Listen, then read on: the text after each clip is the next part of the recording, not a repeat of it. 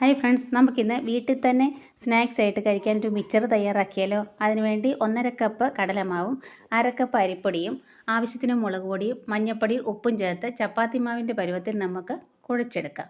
കുഴച്ചെടുത്ത മാവ് ഒരു സേവനാഴിയിൽ നമുക്ക് ഇട്ട് കൊടുത്ത് നമുക്ക് വെളിച്ചെണ്ണയിൽ മിക്സർ തയ്യാറാക്കാം. സേവ തയ്യാറാക്കുമ്പോൾ തീ കുറച്ചിട്ട് തയ്യാറാക്കണം, ഇല്ലെങ്കിൽ ഇത് കരിഞ്ഞു പോകും. സേവ വറുത്തതിന് ശേഷം നമുക്കതിലേക്ക് തന്നെ കപ്പലണ്ടി വറുത്ത് കോരാം. കൂടെ തന്നെ പൊട്ടുകടലയും കറിവേപ്പിലയും വറ്റലമുളകും വെളുത്തുള്ളി ചതച്ചതും കൂടെ നമുക്ക് വറുത്ത് കോരി ഇതിലേക്ക് ചേർത്ത് എല്ലാം കൂടെ നന്നായിട്ട് മിക്സ് ചെയ്യുക. മിക്സ് ചെയ്യുമ്പോൾ ആവശ്യത്തിന് മുളക് പൊടിയും ഉപ്പും കായപ്പൊടിയും ചേർത്ത് മിക്സ് ചെയ്യുക. അങ്ങനെ നമ്മുടെ ടേസ്റ്റി ആയിട്ടുള്ള മിക്സർ ഇവിടെ റെഡി ആയിട്ടുണ്ട്. ഇഷ്ടപ്പെടുകയാണെങ്കിൽ എൻ്റെ വീഡിയോ ലൈക്ക് ചെയ്യാനും ഷെയർ ചെയ്യാനും കമൻറ്റ് ചെയ്യാനും കൂടെ സബ്സ്ക്രൈബ് ബട്ടൺ കൂടെ ഒന്ന് പ്രസ് ചെയ്തേക്കണേ. Thank you.